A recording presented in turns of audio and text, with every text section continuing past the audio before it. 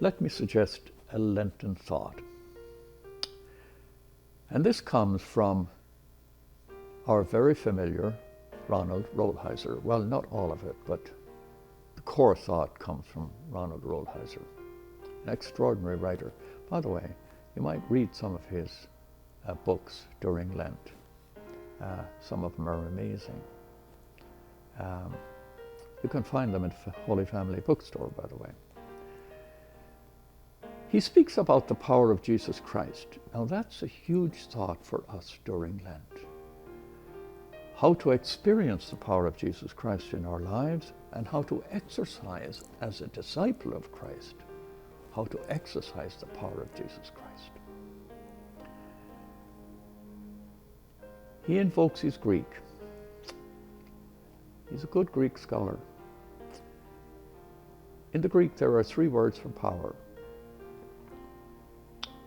One is energia.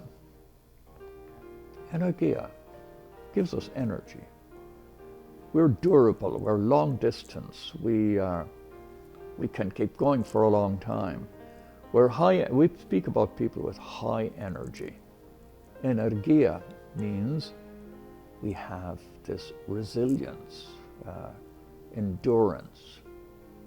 That's a power described as energia. The second one is dynamis.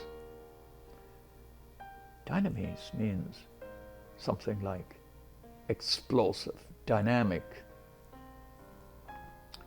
I remember last year Mick Jagger had a concert maybe 2 years ago at the Rose Bowl, just packed, and the people went crazy. I mean, they were so on fire, and he had this extraordinary effect on people. We've seen that in many forms. Dynamis gives us dynamite, it's explosive. Somebody has this extraordinary power to form people into a kind of an energy, a high thing. But neither of those words are used speaking about the power of Jesus Christ. The power of Jesus Christ is exousia. Yeah. I've spoken about this in homilies before. The power of a kind word, the power of forgiveness, the power of asking for forgiveness, the power to influence people. Sometimes I think maybe it's the power of a grandparent, because sometimes grandparents, you know, they're not high achievers and so forth, but they have this extraordinary kindness. They have time. They have hugs that are unique to grandparents. Exousia, an extraordinary, indefinable kind of power.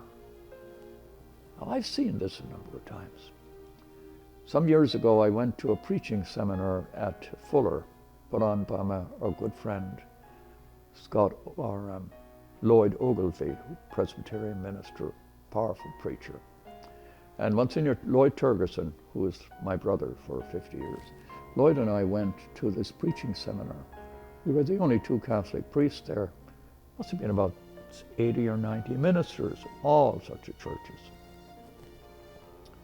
And it was a one-day seminar. And they put us at tables, round tables, 10 at each table. And Lloyd and I were at the same table.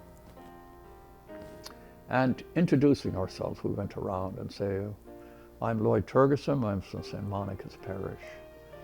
How big is your parish? Well, we've got about 7,000 households registered. Wow, that's a lot. They went around, they got to me, I'm from Holy Family, and I've been there a long time, and we have 5,000 registered households. Whatever, we went around.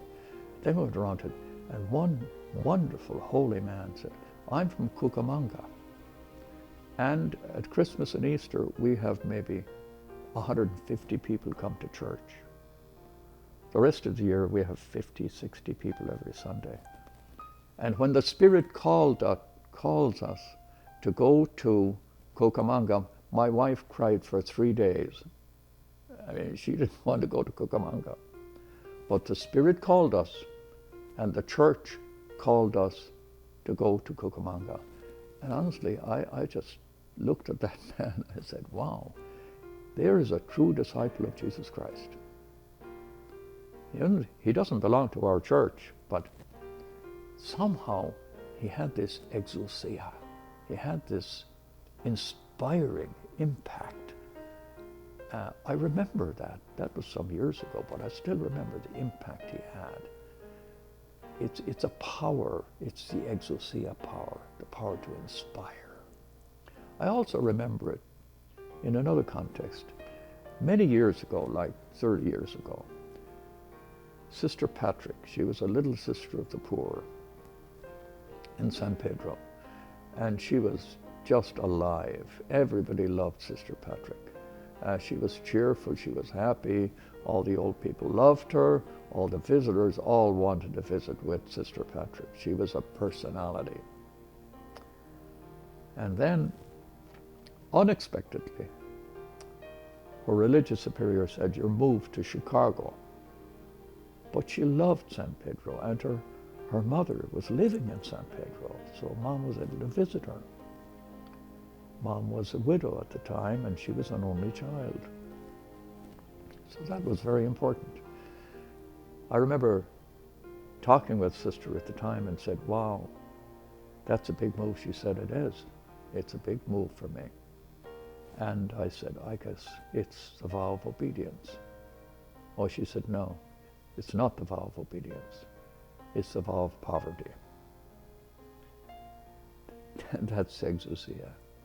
I mean, the extraordinary statement that Sister made, saying, you know, I'm going to do this out of my vow of poverty. I'm not going to be insistent. I won't be demanding. I will be a servant of the moment. I'll be a disciple of Jesus Christ. Wow. That has extraordinary power. You want to think about that. How to be the servant instead of the master. How to let things go. How to honor the other person. Not because they deserve it, because you deserve the opportunity to live out the gospel. And that's the power of Jesus Christ working through you and working through me. So during this season of Lent, capture this hidden, extraordinary power of kindness and patience and honoring the other person, elevating the other person in just simple ways. Simple yet very powerful. That's exousia. That's the power of Jesus Christ working through us. Amen.